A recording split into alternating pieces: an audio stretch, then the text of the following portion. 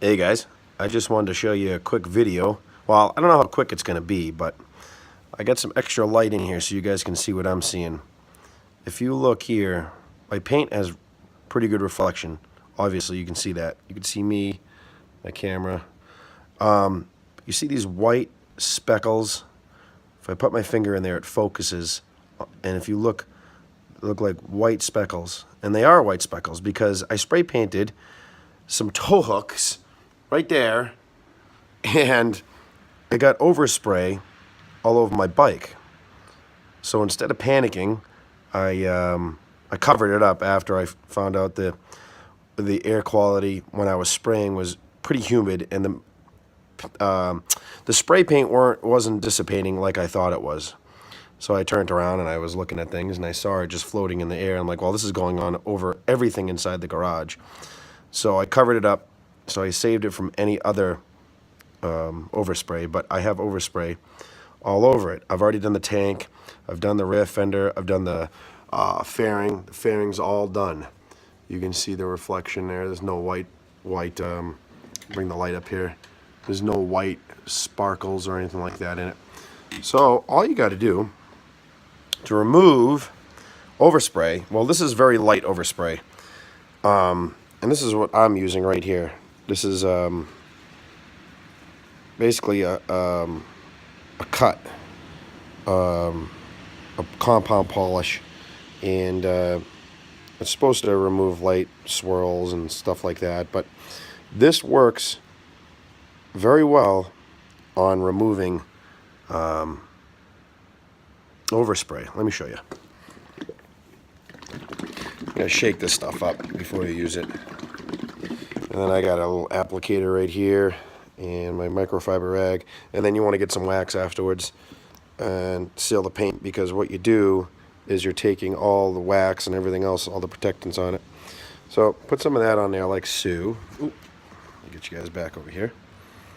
And switch hands real quick. So basically what you do is take this material, work small areas.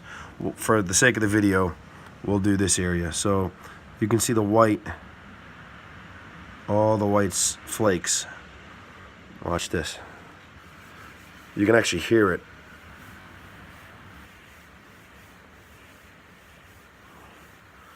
Working. And a lot of people over the years that I've learned how to polish and wax, if you're doing it by hand, machined a little different, you want to go up and down, side to side. You never want to do the circular motions. That's not the way you want to polish or wax, because what happens is you end up getting swirl marks that way a lot quicker and a lot easier, and you can see them a lot better in different shots of sun.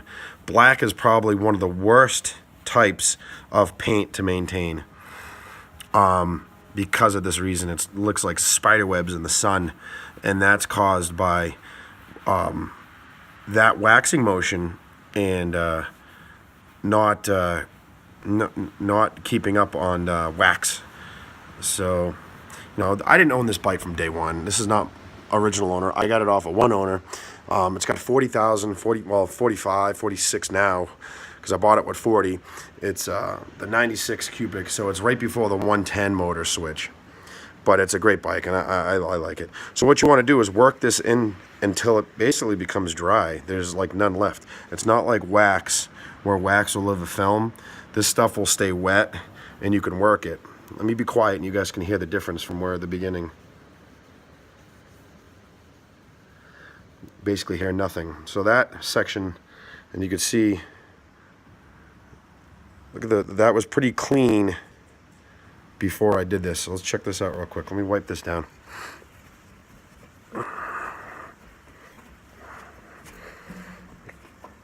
It's amazing what a little bit of polish does. And by hand, I swear, doing it by hand is way better than a machine.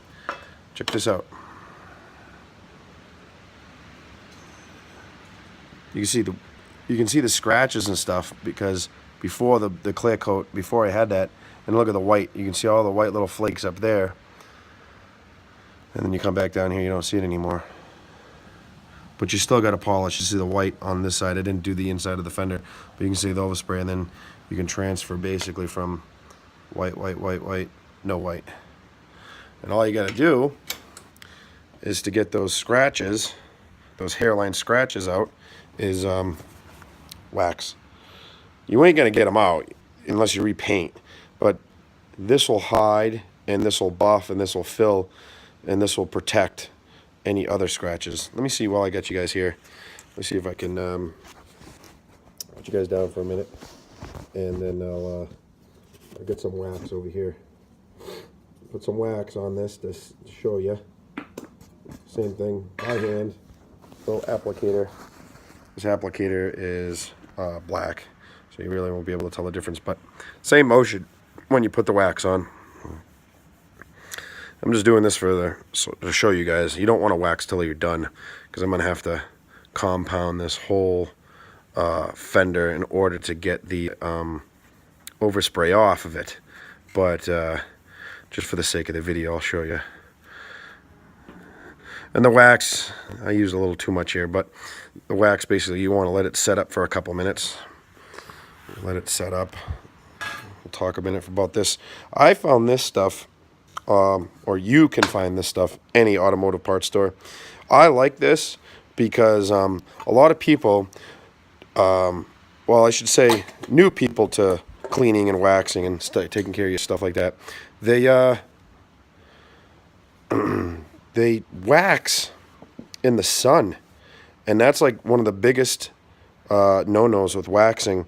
It needs to be cool in your shade and a dry area. Obviously you want it to be dry, but you really want a cool paint surface. It does say for best results, apply in a shade or a cool, clean surface. If shade is not available, ultimate wax may be applied to a warm surface in the sun. And this is the first wax that I've ever seen, at least Meguiar's. I kind of tend to lean towards Meguiar's than Mom's, or Mother's, I should say. Mother's makes good products, but I've liked Meguiar's over the years. And this is just for, you know, I'm just novice at this. I'm not a professional. There's professional lines of cleaners and waxes and polishes you can purchase, but for the, you know, everyday weekend guy, I think this stuff works just fine. But you can apply this ultimate paste wax in the sun. If I was you, I'd try to find someplace cool to do it, like in the garage. But all right, so let me wipe this off. See how bad it looks now. Hopefully, it don't look too bad. Again, I don't do circular motions. I just don't. I used to do it when I was younger, and I talked to a guy that does it professionally, and he said, don't do that stuff. So, yeah, I still got some scratches and stuff like that. This probably needs a machine to be buffed out, but considering that ain't bad. The overspray's gone. Up on the fender, I got to do the whole darn thing, but that ain't bad at all. I'm happy with that. Bike's got 40,000 miles on it. What do you want? Look at the bug guts. So, but at least the overspray is gone. So I'm happy about that. All right, guys, this is almost 9-minute video, so I'm gonna fly. I just wanted to show you guys what I've used to get overspray off.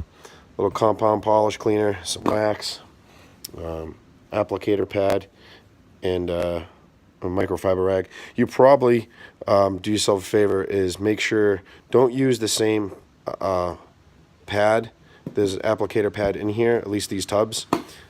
Separate them. Don't use wax and compound on the same applicator. All right, guys. Later.